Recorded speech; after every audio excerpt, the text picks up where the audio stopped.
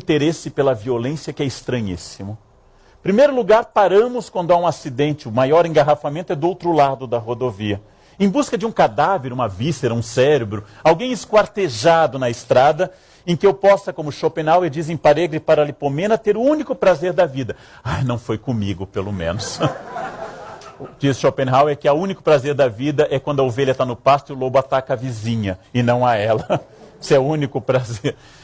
Nós somos capazes de assistir e publicar cenas de luta em que homens se esbofeteiam até o sangue e até ficarem desacordados. E ao invés de sermos internados com um transtorno agressivo, obsessivo, ao invés de nos darem inteiramente algum remédio para acalmar esse distúrbio, nós pagamos ingresso para isso. E pagamos no pay-per-view. E comentamos e fazemos bonequinho dos lutadores. E louvamos a violência. Horrorizado, eu vi há pouco na Inglaterra, se fez isso com 2 crianças num ringue. 2 crianças em Vale Tudo.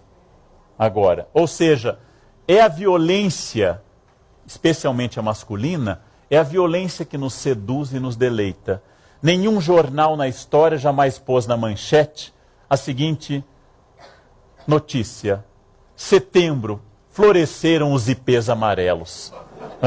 Cidade coberta de flores. Por todo lado há ipês amarelos. E há pouco havia os roxos. É o espetáculo da vida. Ninguém jamais fez essa notícia. A notícia em geral é: hoje começou a primavera. Poluição aumenta em São Paulo. Ou seja, nós temos um deleite pela força e pela violência. E somos capazes de noticiar grandes desmatamentos, com toda a razão, mas incapazes de denunciar ou anunciar florescimentos. Ou simplesmente cenas pacíficas. Namorado beija namorada no Ibirapuera, primeira página. Casal completando bodas de ouro, desfila de mãos dadas e conversam animadamente após 50 anos de casado. Não.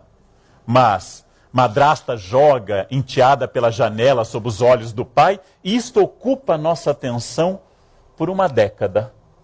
Por uma década inteira. Que significa que nós resistimos, não gostamos, temos uma natural resistência ao bem e ao pacifismo. Cria-se um paradoxo. O ódio é feio. Assumi-lo é um horror. Acusar alguém de estourado ou iracundo, palavra mais sofisticada, é acusar alguém de ser desequilibrado.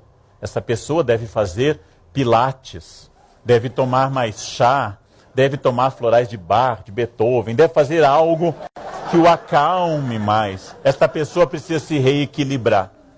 Mas, com frequência, entendemos que a violência e o ódio estão ao lado, na torcida do outro, no vizinho, no síndico, na esposa ou no marido, no namorado ou na namorada, nos filhos que me respondem com agressividade, enquanto eu sempre falo: sou seu pai, você precisa olhar a realidade, eu te amo, meu filho. Filho, mas eu sou seu pai, meu amor. Somos sempre um monumento pétreo ao equilíbrio, salvo sempre quando não somos. Matamos por ódio.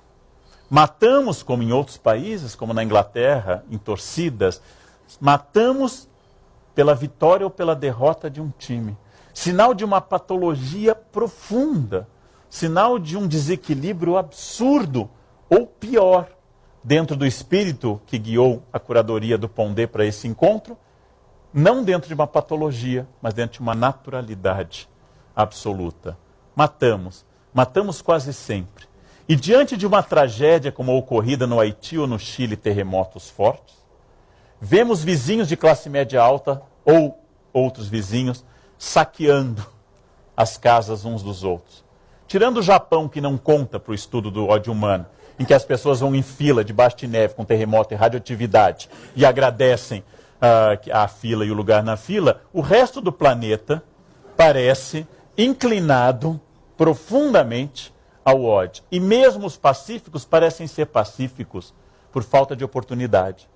Porque estão bem alimentados, porque estão tranquilos diante da fome ou diante da miséria, como Brecht denuncia num dos seus trechos da sua Mãe Coragem, com a neve caindo e a mãe abortando, ele vai dizer, né? Se você estivesse no meu lugar, sentado nessa plateia, é outra coisa. Mas nossas narrativas sobre nós são profundamente pacíficas.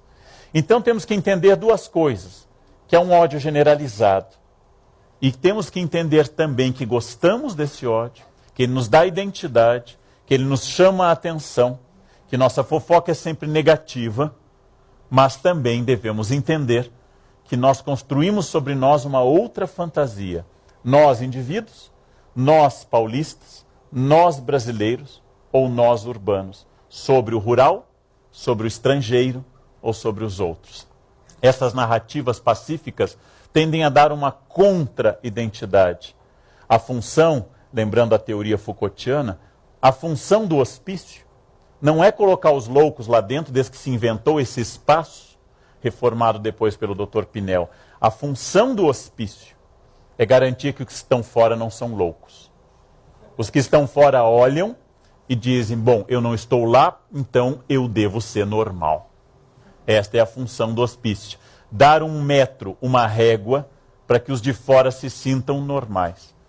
Quando o genial Machado de Assis brinca com esse critério no Alienista, ele vai dizer, passado por um exame rigoroso, todos, com exceção dos presentes aqui, os que nos assistem em casa, seriam internados num hospício. Por algum motivo seriam internados num hospício.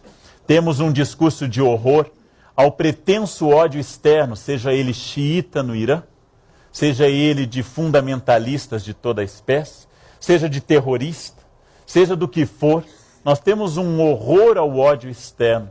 Chegamos a fechar os olhos em cenas violentas nos filmes e manifestar imediatamente nossa restrição a esse ódio.